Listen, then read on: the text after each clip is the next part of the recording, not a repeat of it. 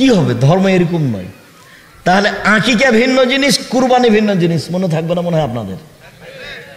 কুরবানি ভিন্ন জিনিস, আকিকা হলো ভিন্ন জিনিস। কুরবানি মানে আরে চোখটা দেখো, কান দেখো, সিংটা দেখো, দাঁত হয়েছে কিনা দেখো, মোটা তাজা হয়েছে কিনা দেখো, খুঁটটা দেখো ভেঙে আছে নাকি, নড়ে আছে নাকি, সব একবারে ঝকঝকে হতে হবে,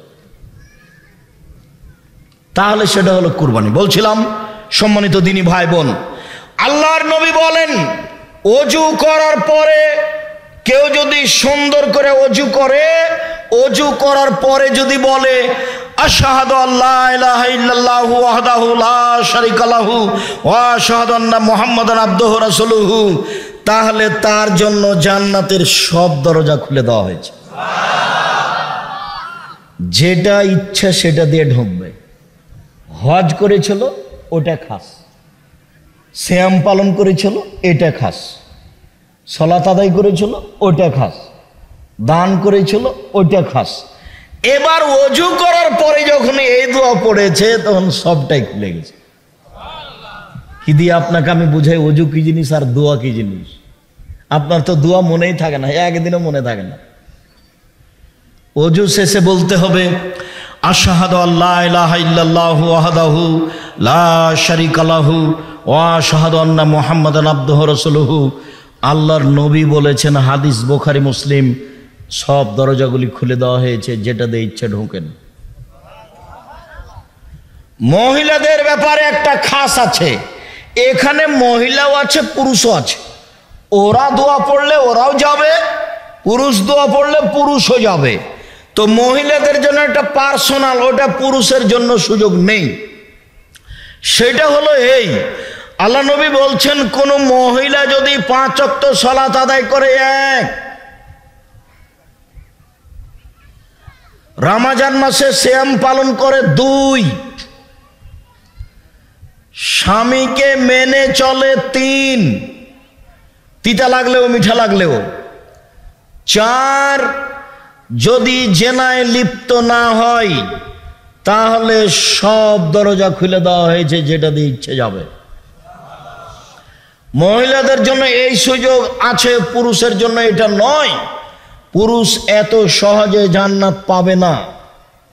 1 5 ওয়াক্ত সালাত, 2 রমজান মাসের সিয়াম রোজা, 3 স্বামীকে মেনে চলা। প্রতিবাদ না করলেই স্বামীকে মানা যাবে, অভিমান না করলেই স্বামীকে মানা যাবে। অভিমানী নেই। কাপড় মোটা হোক চিকন হোক, কাপড়টা একটু হাত দিয়ে দেখবো না কত সুন্দর, দেখো তো কাপড়টা, আরে তুমি যেটা নিয়ে এসছো সেটা আলহামদুলিল্লাহ, কি দেখবো, ভালো আমার ভালো, সেটা চিকন হোক আর মোটা হোক তাতে আসে যায় না। তো শয়তান কি এখন ঢুকতে পাবে? হাত দিয়ে দেখবো না, তোমার পছন্দ আমার পছন্দ, আমি তোমাকে দিয়ে দেখি। তুমি যেটা আমার জন্য আনো সেটা আমি আগে কার চোখ দিয়ে দেখি? তোমার চোখ দিয়ে দেখি।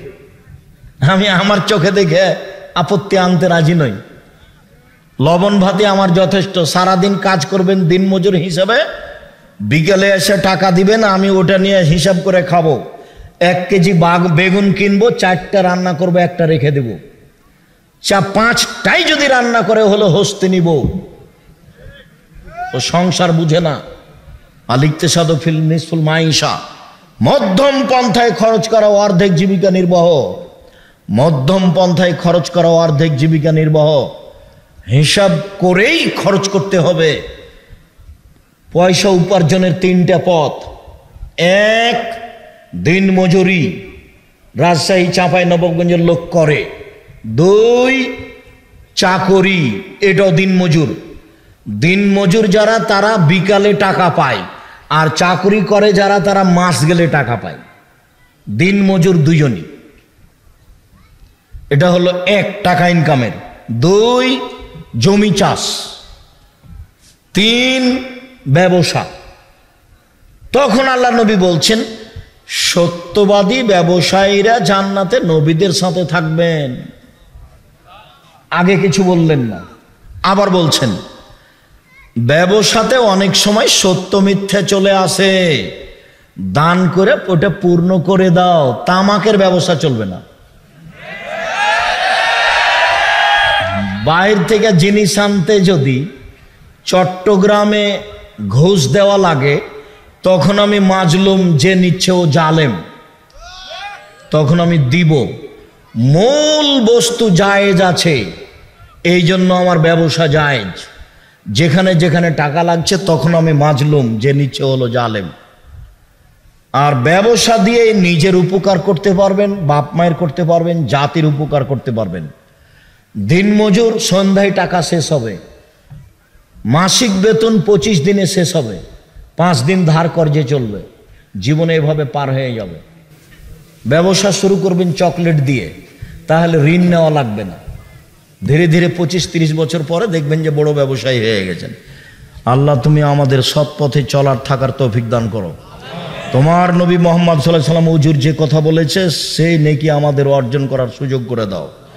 সম্মানিত দিনী ভাই বোন, এখানে আজান হবে, সলাত হবে। যাওয়ার পূর্বে আমিও আব্দুল্লাহর বক্তব্য শুনতে ভালোবাসি, আব্দুল্লাহর বক্তব্য শুনি, তার বই পুস্তক লিখা দেখি। সবার প্রিয় আপনার ছেলে, আল্লাহ ওইরকমই করুক। আর আছে মিন্নাতুল বারি, বুখারীর ব্যতিক্রম ব্যাখ্যা। সবাই মিন্নাতুল বারি নিয়ে যাবেন। আর উপদেশ বইয়ে যা আলোচনা করছি সেগুলো আছে দেওয়া, উপদেশ বই নিয়ে যাবেন। আমি উপস্থিত বৈঠকের দিনী মুসলিম ভাই বোনকে আল্লাহ রাসূলের নীতি অনুযায়ী চলার অনুরোধ জানিয়ে, সুন্দর করে ওযু করে 2 রাকাত সালাত আদায় করে রাতে আল্লাহর কাছে ক্ষমা চাওয়ার এবং প্রয়োজনীয় জিনিস চাওয়ার অনুরোধ জানিয়ে আপাতত আজকের কথা এখানে শেষ করছি। সুবহানাকাল্লাহুম্মা ওয়া বিহামদিকা আশহাদু আল্লা ইলাহা ইল্লা আনতা আস্তাগফিরুকা ওয়া আতুবু ইলাইক। হাতের বামে স্টেজে বই পুস্তক আছে, কিছুক্ষণ পরই আজান হবে। শুনেছি ইমামের পিছনে সূরা ফাতিহা না পড়লে নাকি নামাজ হবে না। জি, হবে না, এটাই ঠিক। তাড়াতাড়ি সবগুলো প্রশ্ন দিয়েন না। পায়ের সাথে পা লাগালে হানাফি ভাইয়েরা রাগ করে, করুক, তবুও পায়ের সাথে পা মিলাতে হবে, এটা রাসূলের আদেশ। সালাতে রুকু না পেলে কি সেটি রাকাত বলে গণ্য হবে? রুকু পেলে রাকাত বলে গণ্য হবে। রুকু পেলে, রুকু যদি না পাওয়া যায় তাহলে ওটা রাকাত নয়। রুকু না পেলে রাকাত নয়। আমি দেখেছি কেউ জোরে, কেউ বা ধীরে, আবার কেউ বা মধ্যম তেলাওয়াত করে। মধ্যম তেলাওয়াত করবে, এটাই ঠিক। আমরা জানি সেখানে ছবিযুক্ত পেপার বা ছবি থাকে, সে ঘরে রহমত ফেরেশতা আসে না। বিস্তারিত আলোচনা দেওয়া আছে, আলোচনার নাম ছবি মূর্তি। ফেরেশতা আসে না, এটাই ঠিক। ছবি মূর্তি থাকলে নবী যাননি, ছবি মূর্তির ঘরে জিবরাইল আসেননি, ওমর যাননি, সাহাবীরা যেতেন না। কোরআন মাজিদ তেলাওয়াত করার সময় যদি সিজদার আয়াত আসে তাহলে কি সিজদা দিতে হয়? জি, দেওয়া সুন্নাত, দিতে হবে। সর্বপ্রথম আমি আপনার জন্য দোয়া করি, আল্লাহ যেন আপনাকে সুস্থ সবল রেখে পৃথিবীতে আপনাকে সম্মানিত করে দেন, আল্লাহুম্মা আমিন। এবং পরকালে আল্লাহ যাদেরকে সম্মানিত করেছেন এবং তাদের সাথে সম্মানিত করে দেন, আল্লাহুম্মা আমিন।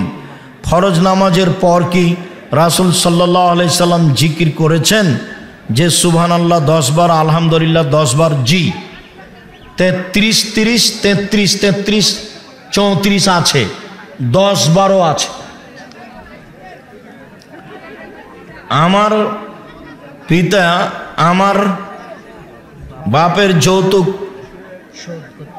যৌতুক শোধ করতে চাই, কিন্তু আমার নানা নানি বেঁচে নেই, দ্বিতীয় বউ বেঁচে আছে, আমি কি করলে তার পূরণ হবে? তুমি করো, হক পূরণ হবে। তুমি যারা আছে ওদের ছেলে মেয়ে তাদের কাছে ফেরত দিয়ে দাও যৌতুক। তোমার নানা নানির ছেলে মেয়ে তোমার মামাদের কাছে দিয়ে দাও।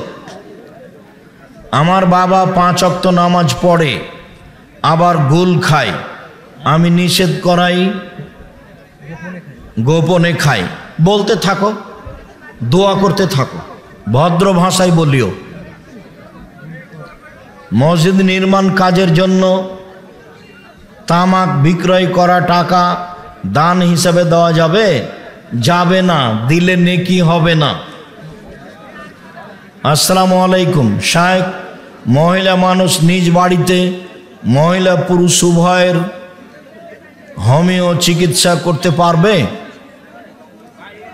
না, পুরুষের চিকিৎসা করা থেকে বিরত থাকবে। বাড়িতে হোমিও চিকিৎসা মহিলাদের করুক, পুরুষের চিকিৎসা করা থেকে মহিলা বিরত থাকবে। আসসালামু আলাইকুম মোহতারাম, শরীয়তে নাজায়েজ হারাম এবং বিদআতের মধ্যে পার্থক্য কি? নাজায়েজ হারাম জেনা, চুরি, ডাকাতি, সুদ, ঘুষ। আর বেদাত তো নেকির কাজ মানুষের ধারণাই। হ্যাঁ, বিদাত হলো ওই যে আল্লাহুম্মা সাল্লি আলা সাইয়্যিদিনা মাওলানা নাবিয়ানা। বিদাত হলো এই যে মিলাদ, ঈদে মিলাদুন নবী। বিদাত হলো এই যে লাশকে সামনে রেখে বক্তব্য দেওয়া। এই যে বিদাত হলো তোমার লাশ কবরে রাখার সময় কে কি বলছে, মাটি হাতে হাতে নিয়ে মাটি দাড়িতে ছয়ে নিয়ে দিচ্ছে, বিদাত। তারপরে মাঠ কবর দেওয়ার পরে সবাই মিলে হাত তুলে দোয়া করছে, বিদাত। তারপরে তোমার 40 খাওয়াচ্ছে, বিদাত এবং শিরক। তারপরে 4 দিনে খাওয়াচ্ছে, বিদাত এবং শিরক। তারপরে তার নামে খাওয়ার সব এগুলো বিদাত। শিরক আর বেদাত হলো মানুষের ধারণায় নেকির কাজ। গাড়িটা রংপুর থেকে ঢাকা যাবে, গাড়ির পিছনে স্যান্ডেল বাঁধা আছে, জুতা বাঁধা আছে, তার মানে গাড়ি তাহলে অ্যাক্সিডেন্ট হবে না। এগুলো হলো শিরক। ছেলেমেয়েরা ফেসবুকে চ্যাট করলে কি পাপ হবে? অবশ্যই। এই পাতাই ছেড়ে দিতে হবে, এর ভালো মন্দ নেই, একটাও নেই।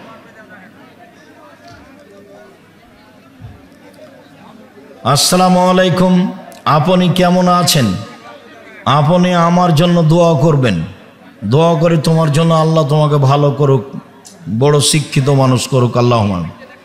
নিজ পিতা কি তার মেয়েকে পর্দা ছাড়া সামনাসামনি দেখতে পারে?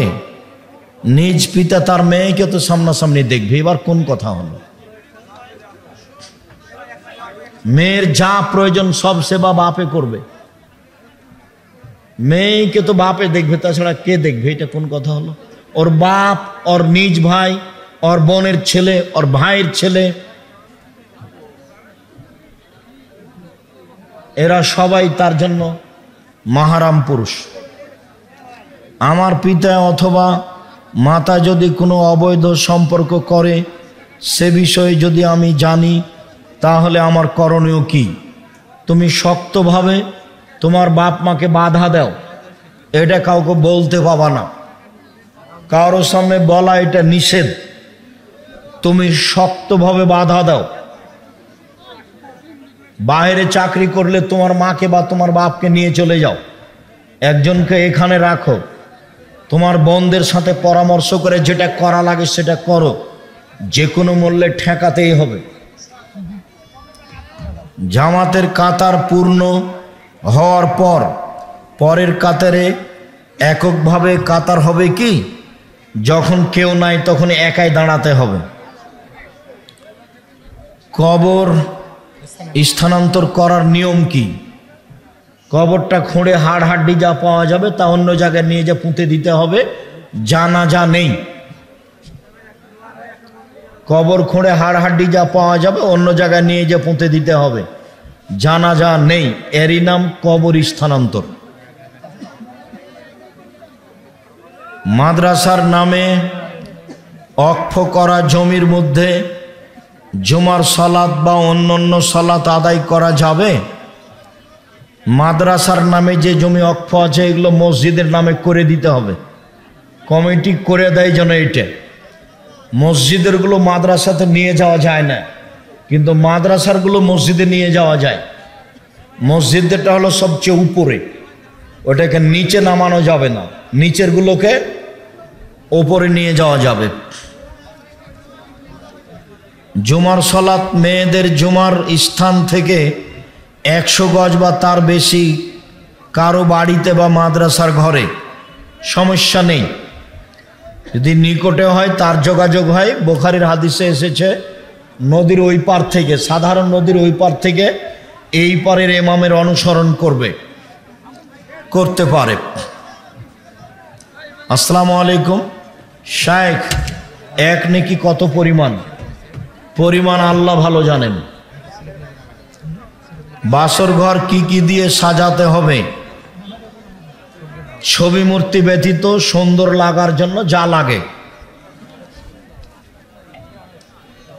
আমি মুসাম্মদ সুলেখা খাতুন, পিতা তোফাজ্জল মিস্ত্রি, দাদা খাবির উদ্দিন মিস্ত্রি, জেলা রাজশাহী, থানা চাঁপাইনবাবগঞ্জ, ফুলকুড়ি মাদ্রাসার এর ছাত্রী আমি আপনার সাথে দেখা করতে চাই। এটা সহজ হবে না। আচ্ছা, এটা আমার হাতে দিয়ে নিতে হবে। এটা এখানে সহজ নয়। কোন ক্ষেত্রে হাত তুলে মোনাজাত করা যাবে, কোন ক্ষেত্রে। দুয়ার বয়ে 16টা স্থান দেওয়া আছে, একটু দেখে নাও। তোমার জন্যই লিখেছিলাম। তুমি যদি সামান্য পয়সা দিয়ে না কিনো তো আমি দুঃখিত। সারা পৃথিবীর বাঙালি ওই পড়বে, এটা আমার আন্তরিক দাবি। আল ইতিসাম পত্রিকায় আমি লক্ষ লক্ষ টাকা খরচ করি। 12 জন খালি মুফতি আছে, 16-18 জন লেখক আছে, 15-20 জন কর্মচারী আছে, ছাপানোর জন্য প্রেস আছে, কত খরচ আছে। আমি বললাম, আপনি চলে গেলেন, তাহলে কি হলো? 35টা হাত তুলে দোয়া দেওয়া আছে সিরিয়াল, 16টা স্থান উল্লেখ করা আছে, ওগুলো কমাতে হবে, সবটা দিয়েন না। শায়েখ, আমি কাজ করে খেতে পারি, আমি বিয়ে করতে চাচ্ছি, কিন্তু আমার ঘর আছে বাড়ি নেই।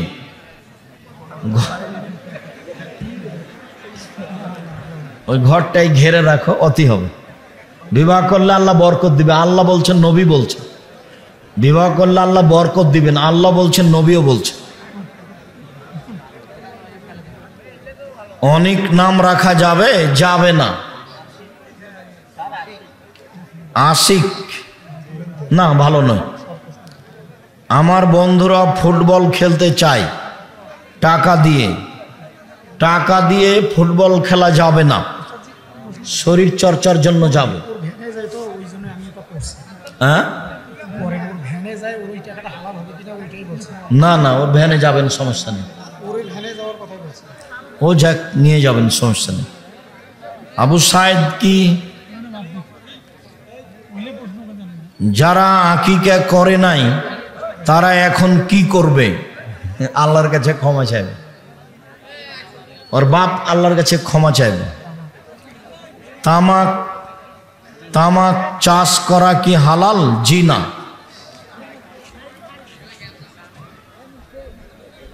আসসালামু আলাইকুম, আমার প্রশ্ন হচ্ছে, আমি একজন স্কুল ছাত্র, আমি দিনের পথে আসতে চাই, উপকরণগুলো জানতে চাই।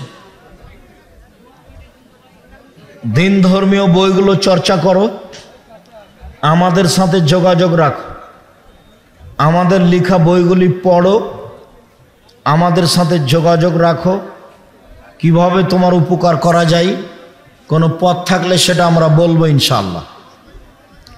হুজুর, সালাম নেবেন। মুসলমান কোরআন শিখে না, নামাজ পড়ে নামাজ সহি হবে? যে কোনো মূল্যে নামাজ পড়তেই হবে, কিছু না জানলেও পড়তে হবে। শুধু আলহামদুলিল্লাহ বলবে, তবুও পড়তে হবে। আমাদের জামাতের ইমাম গোল খায়, তবু কি নামাজ হবে? ইমামের নামাজ হবে না, আপনাদের হবে। প্রমাণে হাদিস বুখারী মুসলিম আছে। শায়েখ, দাড়ি সাইজ করা যাবে কি? ছোট করা যাবে না, চেঁচে ফেলা যাবে না, কাটা যাবে না। ওয়াজ মাহফিলে কি রাজনৈতিক কথাবার্তা বলা যাবে কি? না বলাই ভালো।